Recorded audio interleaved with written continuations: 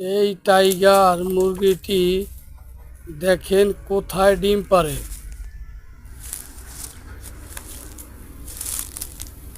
এবং এই দেখেন এই যে ডিম পাড়ে এখানে, এখান থেকে একটা ডিম নিয়ে আমরা, এত গরম পড়ছে যে রোদের তাপে ডিম ভেজে খাওয়া হবে। এই দেখেন এই যে একটা রাইস কুকারের পাত্র রোদে দিয়েছি এবং তেল ঢেলে দিয়েছি। এখন একটা ডিম নিতেছি।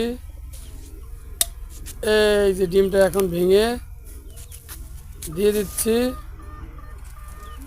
এবং তারপরে ডিমটা ভাঙা হলো। রোদের টেম্পারেচার অনেক বেশি হওয়ার কারণে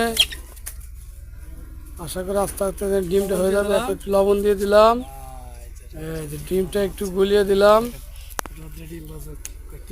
এবং ডিমের কুসুমটাকে ভেঙে দেয় যাতে তাড়াতাড়ি ডিমটা খেতে পারি। এই যে ডিমের কুসুম ভেঙে দিচ্ছি, কিছুক্ষণ রেখে দেই,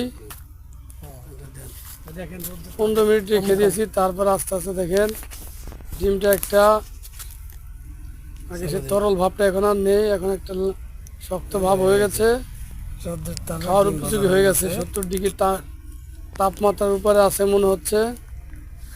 ঢাকা শহরে এত তাপমাত্রা,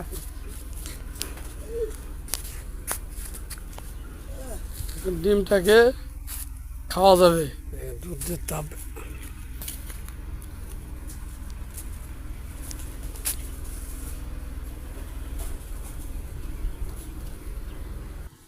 তাপমাত্রা মোটে